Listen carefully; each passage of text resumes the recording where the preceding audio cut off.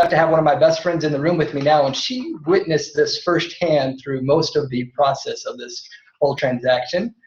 We're going to realize the challenges that had to be overcome, and we're going to detail the process from beginning to end. Now, this is not... I'm sorry to interrupt you. We are not seeing your PowerPoint. Did you hit the share screen? Absolutely. Let me go back to the right thing. I apologize, everybody.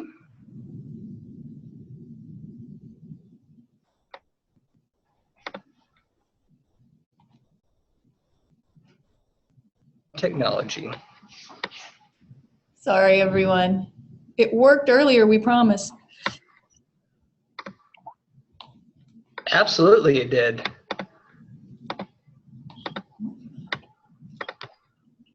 Hold on, everyone. All right. Did you hit your share screen? There we go. Sorry, everyone. Can everyone see my screen now? I certainly can, so I think that you are good. I have now officially become that presenter. So forgive me in advance.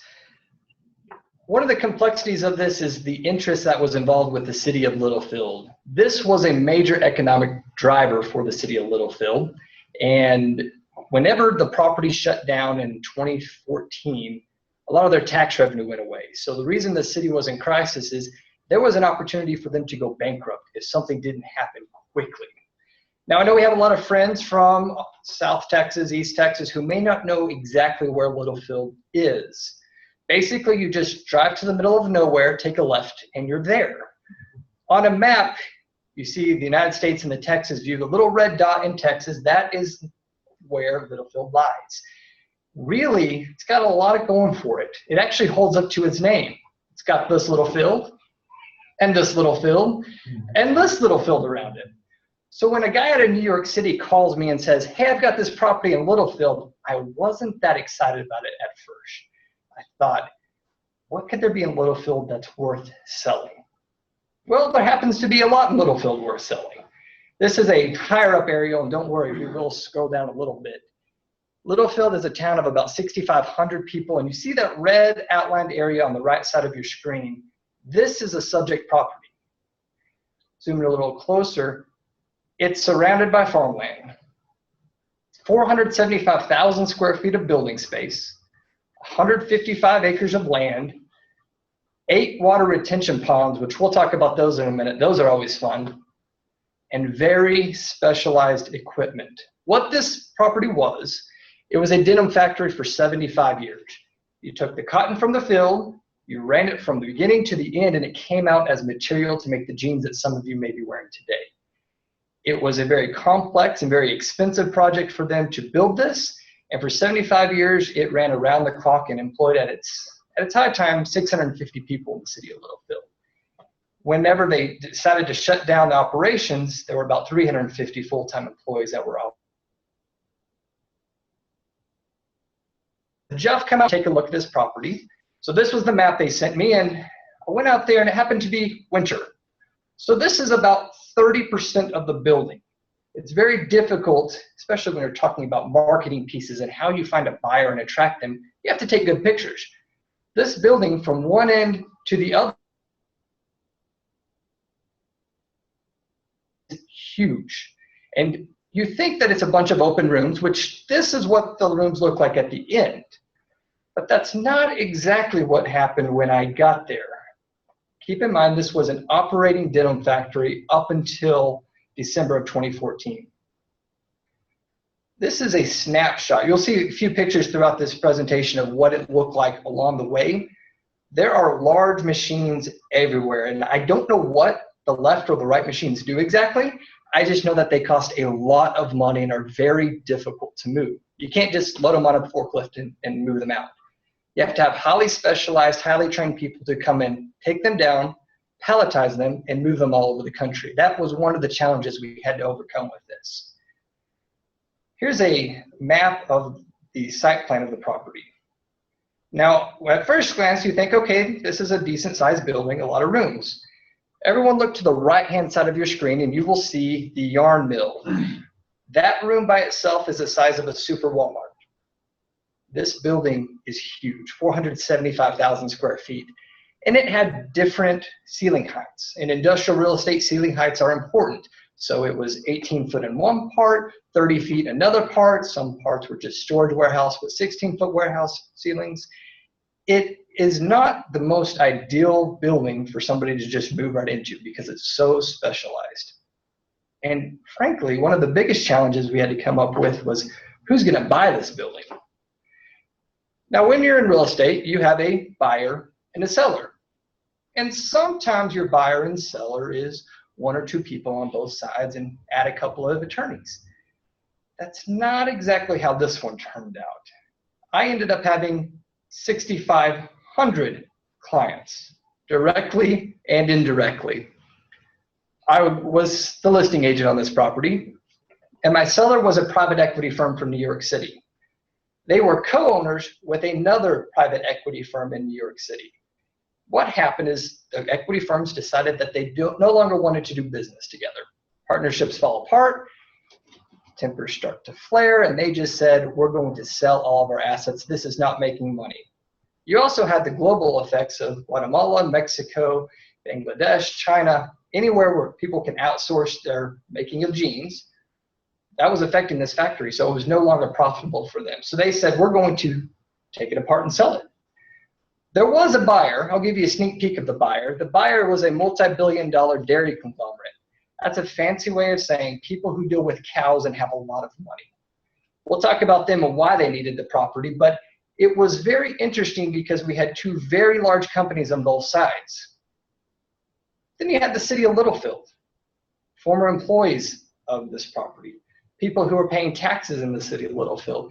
Everyone was interested in what's going on with that giant property here in Littlefield. They were all very interested in figuring out what was going to happen. You've got the employees and you've got city council, the mayor, the city manager.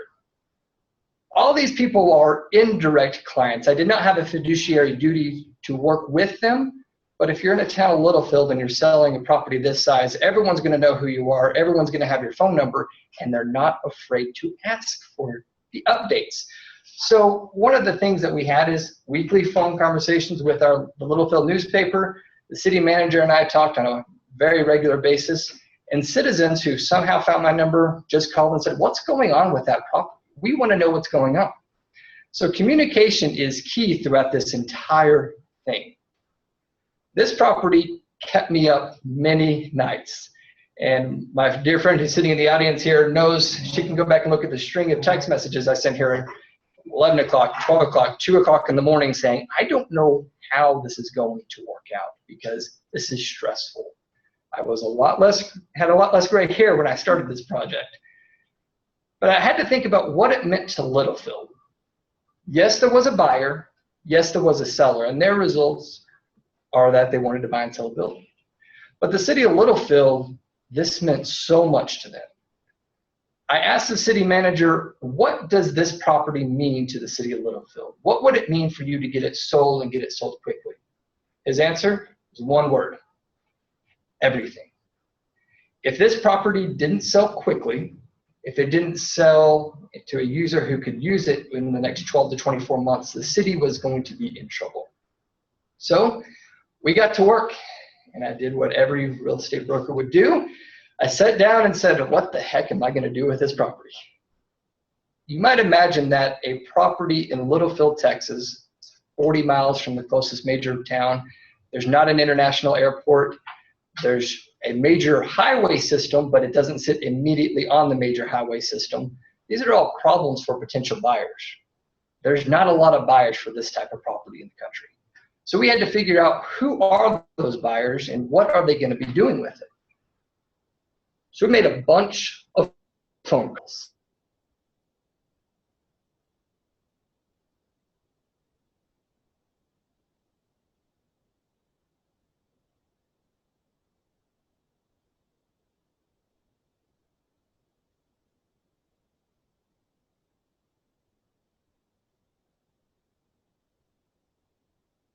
So there's a few important things that I did that I think would work for any commercial property that you have.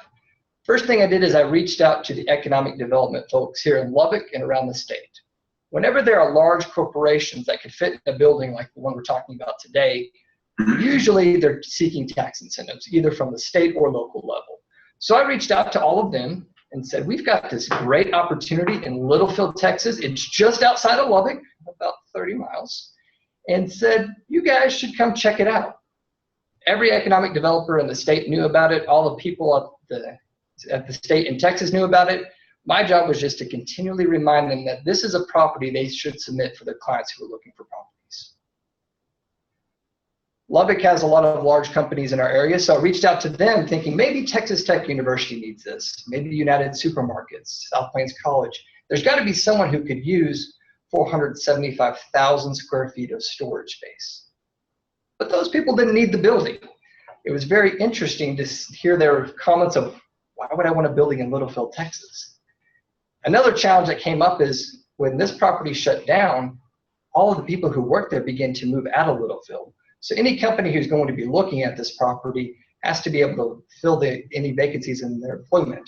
So as every day went by, it became more and more challenging to sell this property. Given its size and given its use, most likely would be some type of transportation use, some type of warehouse distribution use. That's what we figured after a very short amount of time. And I had many conversations with the sellers about who they know, because private equity firms lend money to other very large companies. So maybe they know somebody who they're invested in or that they want to do business in, that they can increase their business.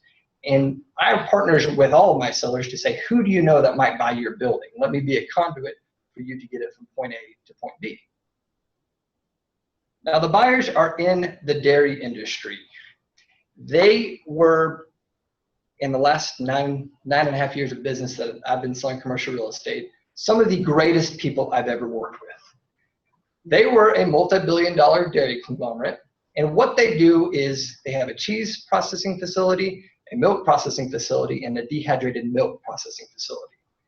Some of you may be familiar with the Artesia, New Mexico cheese factory, the same guys who own that. So I was dealing with a guy in Artesia, a guy in Oklahoma City, someone in Dallas, and someone up north in the Northeast, who were all trying to come together to figure out where to put their next plant. They were looking to expand in West Texas, close to the cheese factory, but they were also trying to beat their competitor. There's another large dairy producer who is trying to open up in the West Texas, Eastern New Mexico area, and they wanted to be first to the market. Now, if you have a cheese factory and something goes wrong at your dehydrated milk facility, it's very easy to take your milk, run it over to Artesia, New Mexico, and use it there so the milk doesn't go bad. So being within 3 or 4 hours was important to these guys. They needed land. We'll talk about it in a little bit, what they are going to do with all that land, but they needed a lot of land. Now, dehydrated milk facility is just like it sounds. You take milk and you dehydrate it. You take all of the water out of it. So one of the very few industries where water is a byproduct. So they're trying to make powder that you put in sports drinks and energy bars is what they're doing. They actually inked a deal with Coca-Cola, and this is a multi-billion-dollar deal that they were able to do because of this facility in Littlefield. They have all this excess water, so they needed fields to irrigate. One of the questions was, how many fields are in the area? How many acres?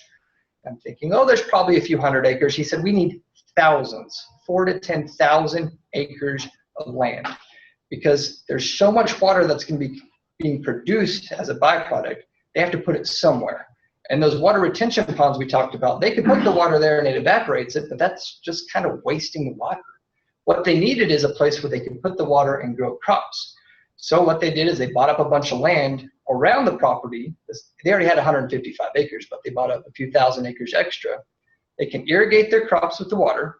They can take the crops and feed it to the cows at their dairies. The dairies produce the milk, which comes back to the facility, and it's just a circle of life. It's a beautiful thing.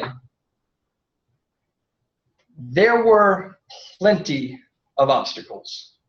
Obstacle number one, the seller, my main point of contact in New York City, had never seen the property.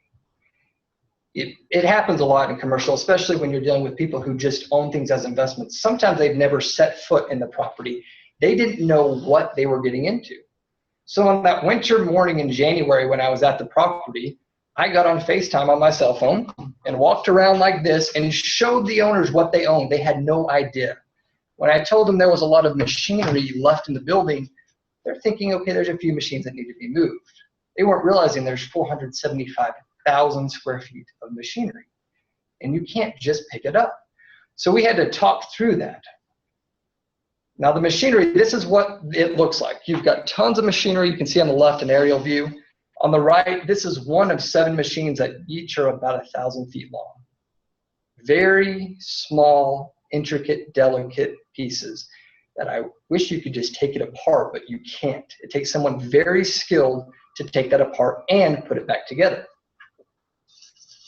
If you've never sold a property that has a bunch of machinery, typically you don't do this by yourself. You can, but you'll drive yourself crazy. There are third-party equipment dealers who will come and buy the rights for all the equipment. They'll pay you a set amount of money, and then their job is to disassemble it and sell it on the open market. The problem is we were brought in to this selling of the building after they had already signed the deal to do it. And that contract was not the most conducive for the seller or the buyer. What happened is they hired a company that's very good at what they do. Hilco is the equipment dealer, and they're very good at what they do. But they didn't think it would sell very quickly. So they gave themselves from November of 2014 till August 1st of 2015 to remove all the equipment. And if you've never seen one of these equipment contracts, it says, we own the rights to everything in the building except the structure itself, and no one can touch it but us or our contractors. Which means if I'm here in Lubbock showing the building and there's something in my way, a trash can, legally, I can't move the trash can out of my way. I have to walk around it. When I have groups of clients walking through it, it means they can't touch anything. Because if something gets broke, we are in violation of the contract. The seller's in violation of their contract, and it's very difficult to make sure that everything stays the way it should. So we had this equipment dealer, as most contractors do. They hired subcontractors, and subcontractors tend to have a very optimistic view of what they can get done in the amount of time it will take. My experience is that subcontractors don't always know exactly how long things are going to take, especially because there are outside sources, outside forces of things that will tell whether they can do this or not. So they gave themselves 9 months. It didn't take 9 months. It took 11 and a half months. What happened is I would go out there on a weekly basis and say, you guys still have 475,000 square feet of warehouse space full of machinery. Where's it going to go? They said, don't worry, we're going to get it out. But their contract stated that they had the right to sell whatever they want, and there was a small paragraph, I believe it was paragraph 19, that said anything not of value they could leave behind. That's a problem, because what happens is they're going to go and take everything that's of value, they're going to sell it and make a ton of money off of it, and then all the junk is going to be left behind for us as real estate brokers and the sellers to figure out what to do with. And I'm not an expert of getting rid of machinery. I'm an expert of selling buildings. So we had to have conversations and weekly conversations with Hilco and their subcontractors of, can you clean up your mess? Because there's a 6-foot pile of junk that is worth nothing, but we need someone to move it off. Please take care of this. Their contract legally said that they could leave it, and they did. So we had to pay extra. The seller had to pay extra to get them to move it later on down the road. Now, another issue is an environmental issue. On the picture on the left, you'll see a large, scary-looking machine. This is actually a machine that takes the yarn or the string and dyes it from the color white in the fields and turns it to the color of jeans that you may be wearing today. Very hot process. There's a lot of steam, there's a lot of water, and there's a lot of indigo dyes in there. So basically, it comes in one end, flows 100 feet down to the other end, and it's magically blue. And then it goes from that room to another room where it's made into the fabric. This machine, you see all the little cylinders that are on the far left-hand side of your screen. If you've got seven of them in a row, they have to be disassembled 1 through 7 in order, palletized 1 through 7, and then reassembled wherever they're going. This machinery is going to Egypt, this particular one. So someone had to know what they were doing and take it apart. It took 74 days to disassemble this one machine. There were 2 of them. there's about an 8 or 10 foot gap between the two. And we noticed whenever the machines were gone, we have a problem. And that problem was one, no one knew we're there. Logically, it makes sense. You're running water, it has to go somewhere. It runs to the water retention ponds. But we didn't know that there were a 25 by 100 foot pits that are 4 feet deep. Naturally, things are going to get caught up in there over 75 years. And there was sludge. I remember walking into the warehouse and the floor was just coated in this blue dye. And as I got there, I immediately stopped and said, oh, we have a problem because I don't know what that is.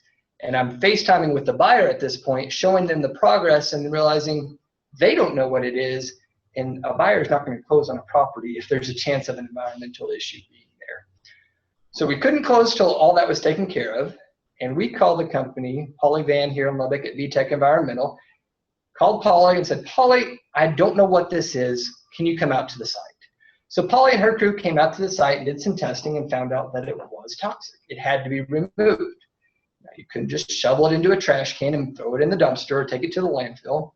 A team of highly specialized, highly certified, very hardworking individuals have to very carefully clean that product. Translation, it's expensive. Over 6 figures to do this. And probably could have been a whole lot more had they done the pits outside, the water retention ponds. The water retention ponds, they'll evaporate over time and it's harmless to the environment after it evaporates. But in the sludge, the situation with the sludge, it had to be cleaned up or lives could be lost. So Polly and her crew first had to figure out where you take the sludge. It's not like you can just take the sludge to Littlefield dump and dump it there. There are only 13 places in the entire nation where you could take this sludge. So Polly had to call those people and say, are you accepting this type of sludge? It has a technical name. I don't know what that technical name is because I can't pronounce it. But she had to call those, and she found a couple of places up in the North Dakotas and somewhere on the West Coast that could take this. And then she had you schedule a time. Can we come on Tuesday? No. Can you come on Thursday? No. Can you come in 3 weeks? Yes. So she would put it up in the specialized trucks. Think of it like a vacuum truck. And then they had to wait until it was time to ship it off to these places. Think of it like a nuclear waste site. Basically, places no one wants to go. That's where all this had to go. She had to have the proper permits. She had to do everything. And for us, Polly was a valuable asset to our team because I don't know how to get those permits, and I don't have the certifications to even ask for those permits. But Polly and her crew did a great job of cleaning up the property and making it look great. But we still had all that equipment in there. I kind of felt like the movie Groundhog's Day. Have y'all seen that movie? It seems like I was having the same day over and over and over. So for 6 months, my week pretty much looked the same. I was tasked with monitoring the cleanup for the buyers and the sellers both. Both of them were not in Lubbock, so they needed daily pictures, weekly pictures. So I would go out there at least 1 to 2 times a week. People in my office knew that on Tuesdays and Thursday mornings, I would just go straight from the gym, drive out to the site, take a bunch of pictures. It got to the point where the security guard at the site knew me, knew my family, knew where I went to church, knew where I liked to vacation. We got to know each other very well because I was there a lot. I got to see him more than I get to see my family, which was crazy. So for 11 months, taking pictures, having conference calls off of the picture saying, what are we going to do about whatever's in this picture? This giant machine, this pile of dirt, this 74 barrels of oil that we discovered behind some weeds. Those are always fun conversations to have when you walk the property dozens of times and then you come across something that wasn't there because it's been moved. And you say, oh no, we have another problem. Thankfully, we called Polly and said, Polly, VTech Environmental, come back out here. We have all of this liquid. We think it's oil, but we don't know for sure. It needs to be disposed of. So she was able to take care of that for us. Communication would be the most important thing that came out of this. When you have a property of this magnitude, not only are you communicating with the city officials and people in Littlefield, but you've got your buyer and seller that I have a fiduciary duty to keep them informed of what's going on.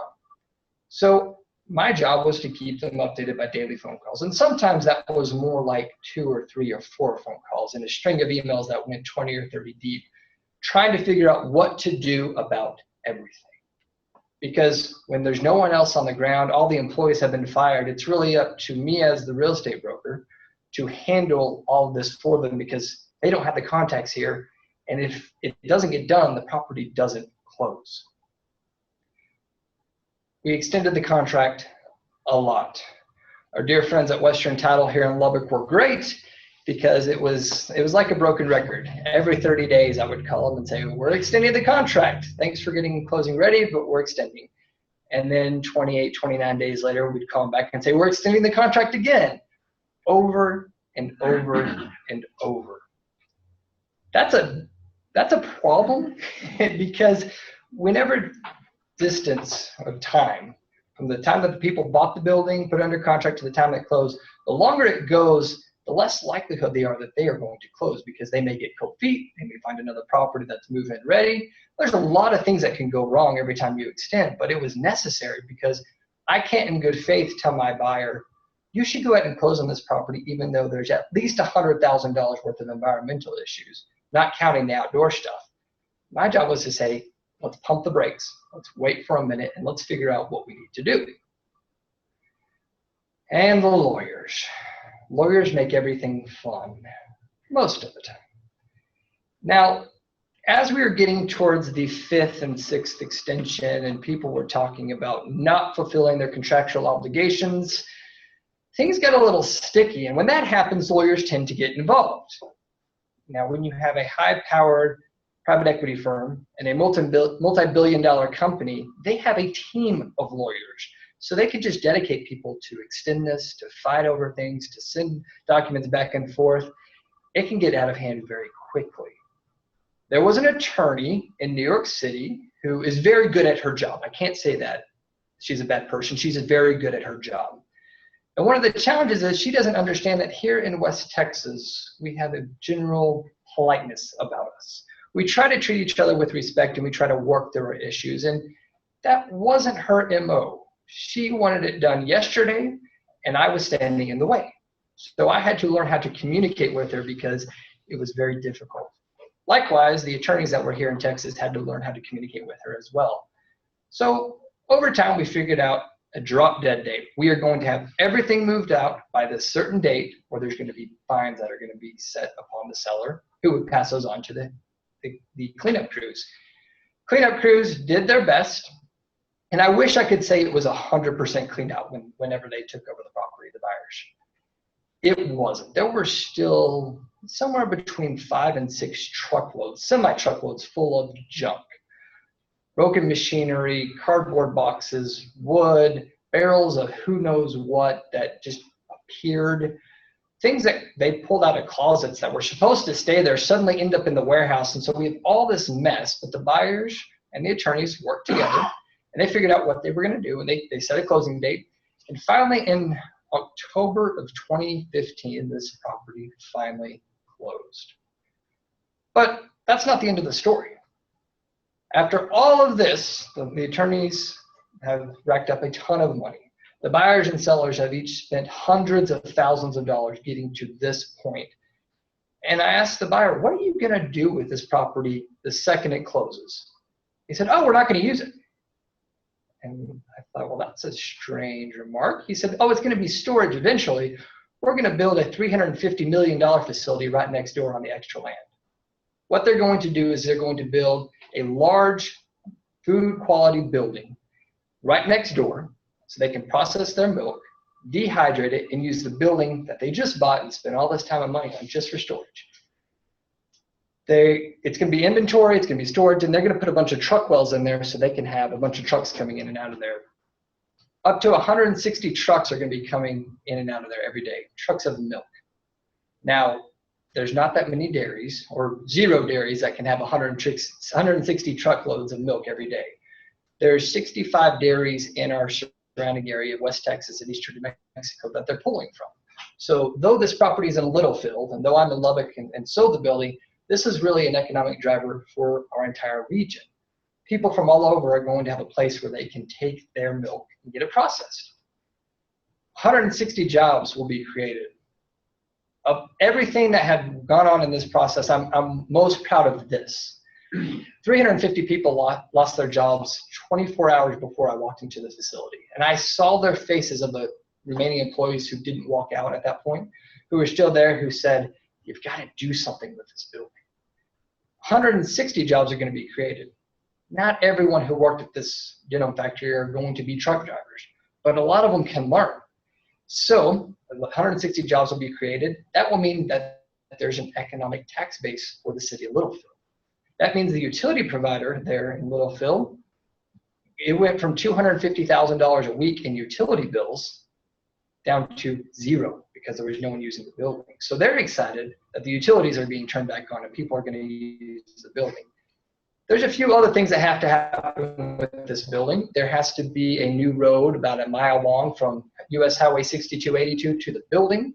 And there are some tax incentives from the state, from the Lubbock and Littlefield economic development groups. They're all working together to make this a reality for the city of Littlefield. Because even though this property is 40 miles from where I'm sitting right now, that new property is going to affect all of us sitting in the room here in Lubbock, whether we realize it or not. The milk that we go to Market Street and buy, it could come from these dairies. So it's important that all of us work together to get this done. And so that's why Littlefield and Lubbock work together along with the state to get that mile of road put in. The city was saved from financial strain and bankruptcy. One of the challenges that comes with city financing is if you file bankruptcy, it makes it very difficult to get loans for streets and water and sewer. It makes your bond rating go from an AA bond rating, if that's what you are, down to a B or C. And when that happens, it makes your debt more expensive. When your debt's more expensive, you are paying more in interest. When your interest is more expensive, it means you have to raise taxes to pay for that. So it's this nasty cycle of city finance that as a result of selling this building, they're not going to have to deal with as much. Now, there are still issues in Littlefield that they're overcoming, but today they're in a much better place than when they were even a year ago. The buyers put out a bid for contractors to start their project in the end of 2015, and probably by middle 2018, we'll see that new $350 million facility being built. There's a lot of contracting jobs that are going on right now. So somewhere between 50 to 150, depending on the day, different contractors will be on the site, working, earning a wage, paying taxes in the city of Littlefield. That's a big thing. Overall, this project was the most challenging project that I have worked on to date. It is one that I learned a lot. I can't express enough how much communication played an important role in this, because without proper communication, it would have been a major catastrophe of a problem. Now, I had a few text messages and people who have asked about the William C Jennings Award. I'm blessed that I did receive this award, and full disclosure here, I did nominate myself for the award. And some of you may be thinking, I have a project that might work for the William C Jennings Award. How does that work? So let me briefly talk about the William C Jennings Award. This is an award given by the Texas Association of Realtors. You actually have to nominate yourself. Technically, someone else could nominate you, but they're not going to know all the details of your property. And you don't have to save the city from bankruptcy. All you have to do is sell a commercial property and tell a marriage. I like that. Tell a story about that. Maybe you sold a large property that helped redevelop an entire part of downtown. That's a great story for people to be encouraged about the real estate business. Tell your story. Maybe you just sold a property for a client that you sold 12 other properties for, and it was interesting, and you had fun with it, and you learned a lot. Tell that story. Yes, you have to nominate yourself, but you are the only one who knows all the details, who could say, we went from point A to point B to C, all the way to Z, getting it closed, and know all the details of it without having to ask. Now, you may be sitting in the room saying, I want to nominate somebody, and that's great. Nominate somebody. Have them sit down beside you, say, I'm nominating you for this award. Have them tell you the story of what happened. Don't have them type it up, just have them talk from their heart. Why was this important? How did it help the buyers or the sellers? How did it help the city? How did it help everyone involved? Those are the types of things that help you receive the William C Jennings Award. Now, receiving this award has done some great things for my business. Only one people notice that. You get published in the Texas Realtor magazine. It's great PR. A lot of my clients were able to see that article as a result of from this award. I wouldn't have had otherwise, but they said, if you can handle that property in Littlefield, Texas, you can handle my 10,000 square foot warehouse here in Lubbock, or you can handle my property in Midland, Odessa. There's a lot of benefits to applying. You can't apply yet because the applications aren't open yet, but towards the end of the year, Amy and the staff at TAR will open that up for suggestion, for nominations. So suggest yourself, nominate yourself, or nominate someone you know.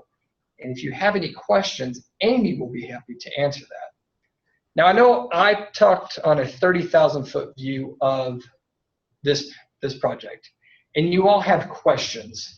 So write down my contact information now, if you will, because in a moment, I'm actually going to go off the PowerPoint screen so you guys.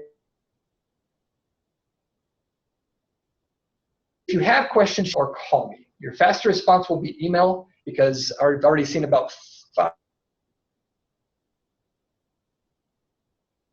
Feel free to give me a call. Let's talk about it and see if there's something that we can do to help you.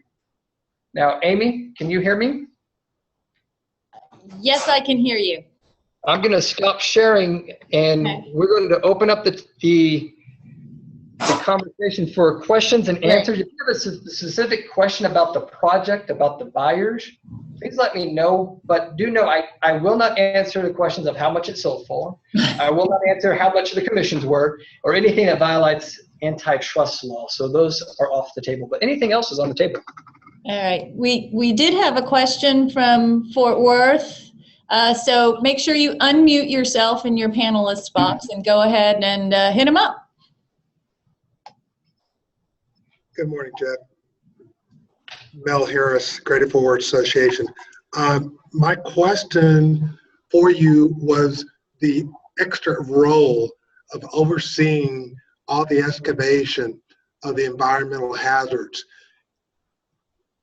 The amount of liability that one could potentially take on in that situation, how was that all orchestrated and handled? Because that takes you completely out of a brokerage role into a consulting role. And so I kind of want to understand how that all took place. For me, it was just communicating the facts with the seller or the buyer, whoever was asking the question. Most of the time when we're talking about the cleanup of the sludge, the environmental issues, or the machinery, that was dealing directly with the private equity firm in New York City. So I would physically go to the site, pull up my iPhone, show them and say, I think this is a problem. Here's why I think it's a problem. In my experience, leaving machinery left out like that is a bad thing. Or these guys are not moving fast enough. You as the seller, you have a contract with Hilco. I didn't have the contract. I was not a party to the contract with Hilco. So I legally didn't have a right to say anything to them. So I would just communicate any issues that I saw and let them pick up the phone and call Hilco and handle any issues about timing or extending or asking for anything else that they needed. I was more just the squeaky wheel that got the grease. So I would essentially complain if there were problems and let them know that there were problems, and then ask them to take care of it.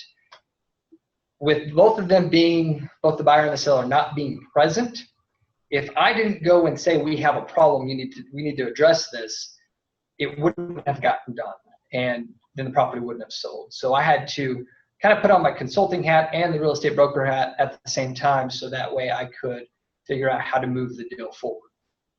Does that answer your question, Mel? For the most part, my question is from a legal standpoint, though. Were there extra documentation that you had to identify yourself with, or anything that you did to protect yourself long term? Because when you put yourself in a position of consulting like that and you're doing it for both parties, we're wearing different hats that may be out of our expertise. And even though you're a conduit for strictly communicating, that doesn't mean that that's where it's ever going to end, because we don't know what the future will tell. So I was just curious if there were any practices put in place in order to, procure an indemnification to protect you in case anything could have gone sideways. Absolutely. One thing I did have both parties sign is an acknowledgement that I'm not a CPA, I'm not an attorney, I don't have environmental licenses. I am strictly relaying information that I saw. I made sure that they signed off something saying that I was strictly the real estate broker and nothing more, nothing less. So that way we could have these open conversations, and when I would write emails or have conversations on the phone with them, I would say, I'm not an attorney, but, or I'm not an environmental consultant, but let's get that person on the phone and have that conversation together. So depending on what deal you're working on, talk to your broker if you're not a broker, talk to your legal counsel, figure out what they would suggest of you. For me, I just made sure everyone signed the disclosures that said I am not qualified or licensed for those things. I'm only relaying information. Thank you. All right. Does anybody else, anybody in Four Rivers have a question? Just pop on over and ask. I have a couple of questions on this end we can talk about. Jeff, someone's curious, how did you choose your environmental consultant and your equipment moving consultant? What's the process that you go through to decide who performed those functions for you? I have my real estate team of people I've worked with in the past, and I have a list of people I can call, whether it be environmentals, people, electricians, plumbers, people that I can rely on who have done great work for me in the past. Polly and her team at VTech Environmental just happened to be on that list because I've worked with her for the past 9 years. I knew that these sellers wanted to get multiple bids, and we tried to get people to come out so they could review multiple bids, but the turnaround time was about 3 days that we needed someone on site if we were going to keep on schedule. Polly and her team were the only ones, and I knew this going into it, they were the only ones who could do it quickly enough. Everyone else was already scheduled out for the next month, so we would have been delayed an extra 30 days had we not got Polly in there.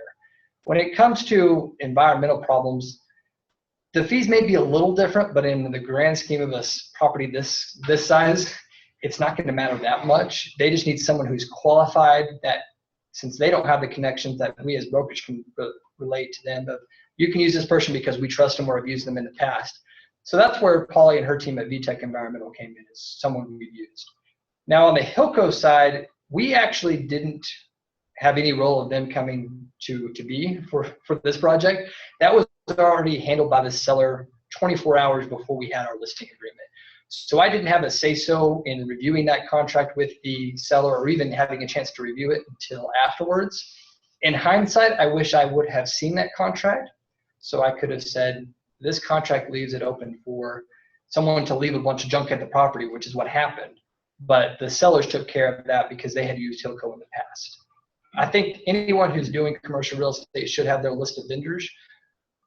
Have that environmental person that you can pick up, and it could be a Saturday at 6 p.m. I think that's, if I remember correctly, I called Polly, it was on a weekend.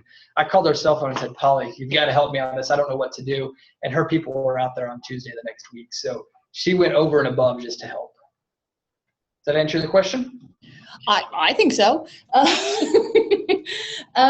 So if someone is just starting out in the business, what do you recommend to somebody who doesn't have that list? If you're starting out and you work in a brokerage firm, you can talk to other brokers in your office because phone numbers are public knowledge for the most part. You can just go to the internet and find them, but if you're just looking at names and numbers, you don't know if those people are going to show up when they say they're going to show up. If their bid is actually going to be the final bill, because sometimes their bid is half of what the final bill is. So talk to your other brokers, find out who they enjoy to work with and why. Introduce them, take them out to lunch and say, I'd like to build a relationship with you because I don't need you today, but I may need you for a client in the future.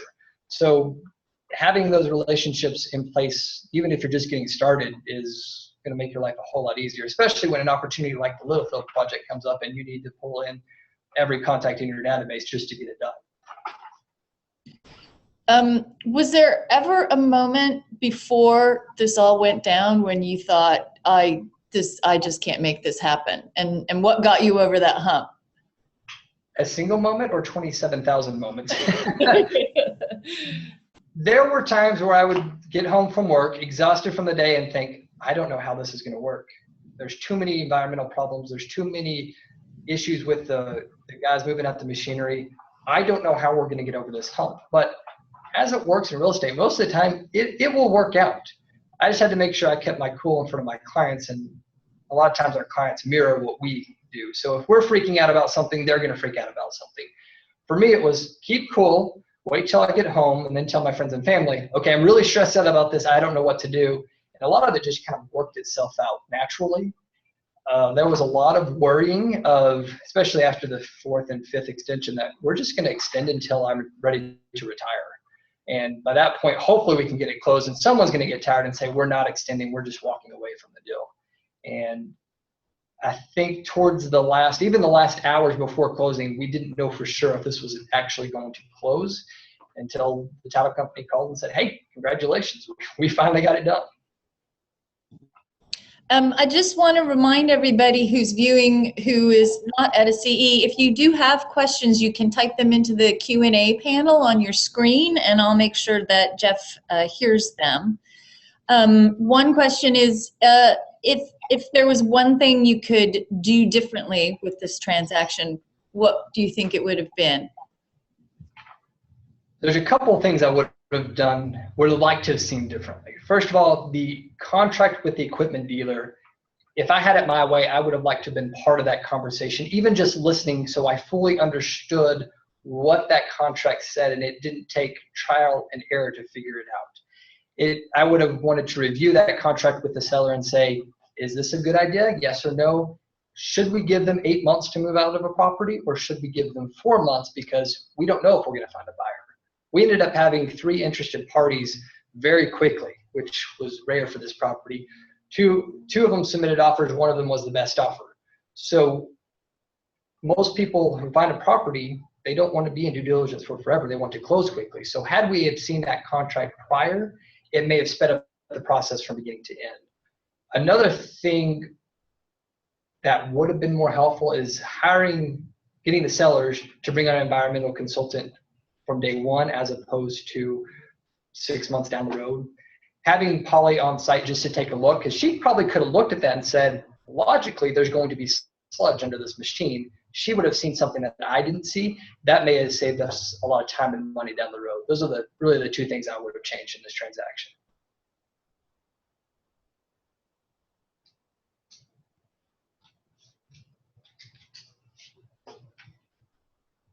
Amy, what other questions did you have for us?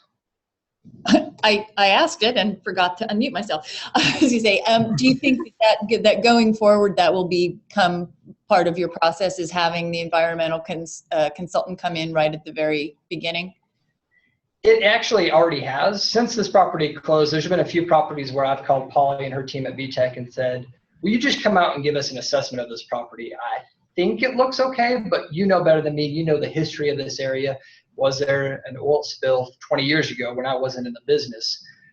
Can you tell me what I should be looking out for? And her staff has been great to give us a heads up on some issues and even resolve them before even a buyer knew there was a problem. Okay, I do have one. I have a question about getting paid, but it's not in specifics. Okay. The question is, how does a realtor get paid handling such a complex asset with numerous site visits, daily or weekly reviews, or over such a long period of time? I don't know if you can talk about that or not. Welcome to the world of commercial real estate. It takes a long time. Residential realtors may be used to having things done in 30 or 45 days. Commercial, sometimes that happens, and that's great. I see some commercial people in the room who are smiling when I say 30 to 45 days because we wish everything happened that fast. But in commercial, it just takes longer. Now, getting paid, that's between you and your seller, you and your buyer, your tenant, as far as what you negotiate and how you negotiate, whether it's a flat fee or whether you negotiate a consulting fee. That's up for you to decide and for your broker to decide. That's not something that I can say because that would be a violation of antitrust. Do we have any other questions before we wrap up for the day?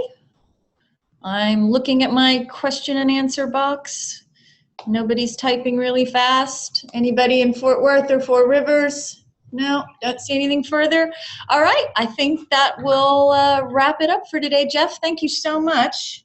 I'll make a few more comments before we go. Our next webinar is July 18, and the subject will be ADA compliance. CE credit for that webinar is pending. If you enjoyed this webinar and would like to see this presentation again for CE credit, Jeff is doing me the enormous favor of presenting this live at conference in Galveston in September, and we're very thrilled that he's going to come and do that. So you'll be able to see that live. If you thought this was great and want to pass it on to anybody, tell them to come on down to Galveston and see Jeff present this live, and they can get CE credit for it. Again, for future webinars, if you do want to get CE credit, make sure that you contact your local association and ask them to contact our professional development department, and we will get you set up so that you can present this for CE. And we did record this I've had several people ask me if they can get a recording and the slideshow. We did record this. We will post it on the commercial webinar page of the Texas Association of Realtors website. And the slides, I think, will probably be available too. I think I see a hand up, but I'm not sure why. So, okay. And if nobody else has any questions, I think that'll be it for today. Jeff, thank you so much. This was really, really great. And we really appreciate it. It was a great transaction. Thanks, everyone. Have a great Tuesday. All right, everyone. Wait, yes, Mel, did you have something else? No, I was just saying thank you, Jeff. Oh, okay. All right. Okay, everybody, I'm going to sign off now. You all have a great day, and we'll see you soon. Hope to see everybody in Galveston. Take care.